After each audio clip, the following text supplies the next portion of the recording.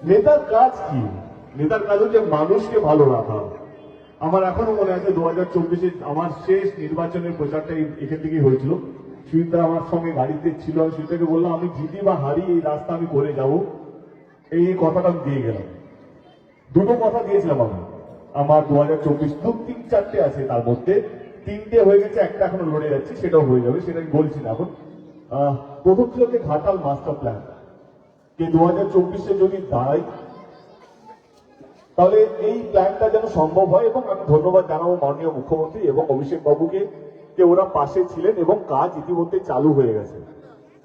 এইটাই ভালো লাগা। যে নেতার কাজটা কি, মানুষের যা প্রয়োজন, মানুষের কষ্টের কাজগুলো শোনা। আমি জানি সমস্ত কাজ সম্ভব নয়, যে কোনো সরকার, সে প্রধানমন্ত্রী হোক বা মুখ্যমন্ত্রী হোক বা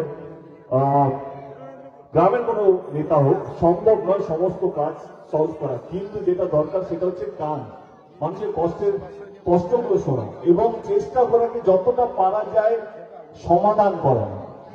আমি 10 বছর লড়েছিলাম সংসদে ঘাটাল মাস্টার প্ল্যান নিয়ে, কিন্তু কোনোদিনও ছেড়ে দিইনি। যখন 2024-এ নির্বাচনে আবার শুরু হলো, প্রস্তাবটা আমাকে প্রথমবার অভিষেক বাবু দিয়েছেন এবং আমি সত্যি ভেবেছিলাম 2024 আর দাঁড়াবো না, কারণ আমি খুব ভালো আছি আমার সিনেমার জগতে। কিন্তু আমি দেখলাম যদি আমার দাঁড়ানোতে এই ঘাটাল মাস্টার প্ল্যানটা যদি হয়, তাহলে এর থেকে ভালো কাজ আমি আমার মনে হয় রাজনীতি জীবনে করতে পারবো না। এবং সেই কারণেই আমার 2024-এ দাঁড়ানো। এবং আমি ধন্যবাদ জানাবো দিদি এবং অভিষেক বাবুকে আরেকবার, তারা তাদের কথা রেখেছেন এবং ঘাটাল মাস্টার প্ল্যানের কাজ শুরু হয়ে গেছে। আপনারা জানবেন, আপনারা নিশ্চয়ই জানবেন যে ঘাটাল লোকসভা কেন্দ্রে 7টা বিধানসভা আছে। আমি সবকটায় আমরা লিডে ছিলাম, শুধু পাঁশকুড়ায় আমরা 71 ভোটে পিছিয়ে ছিলাম, 176 ভোটে পিছিয়ে ছিলাম। আমি এটাই বলতে চাই, যারা আমাকে জিতিয়েছে তাদেরই শুধু আমি সাংসদ নয়, যারা আমাকে ভোট দেয়নি তাদেরও আমি সাংসদ। কারণ সাংসদের কাজ হচ্ছে প্রত্যেকটা মানুষকে ভালো রাখা। আমি কথা দিয়ে গেছিলাম যে এই রাস্তা আমি করে যাব, আমি হারি বা জিতি, আজকে ভালো লাগাকে সেই কথাটা আমি রাখতে পেরেছি।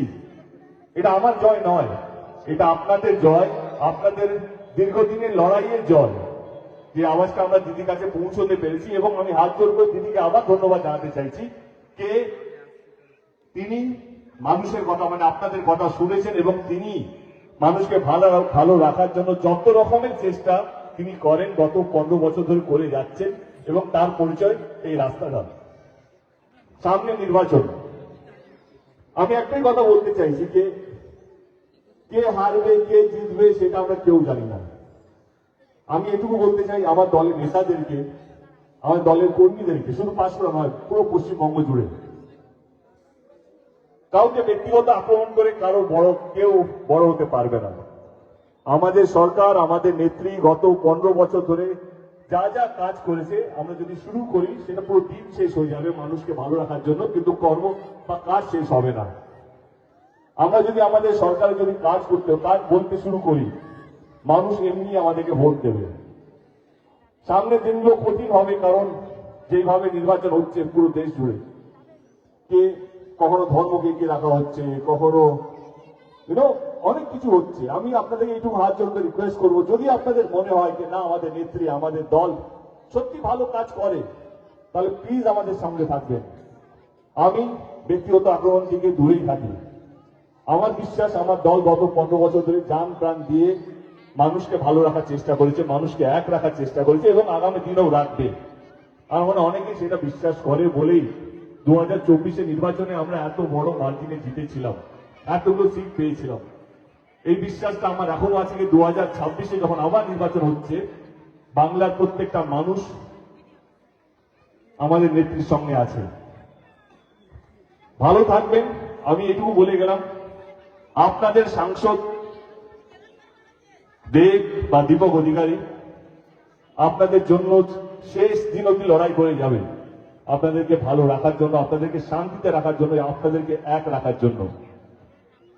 আমার মনে হয় যে এই উদ্বোধনটা, যে এখানে সবচেয়ে বয়স্ক, যে সবচেয়ে শিখে, তার হাত দিয়ে করানো উচিত। কারণ এই লড়াইয়ে জিততে হচ্ছে আমরা না, ওনারা, যাদের জন্য এই রাস্তাটা হচ্ছে।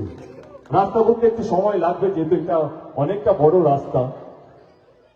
আমার মনে হয় কিন্তু সহযোগিতা করবেন, যত সহযোগিতা করবেন তত তাড়াতাড়ি আমরা রাস্তাটা কমপ্লিট করতে পারবো।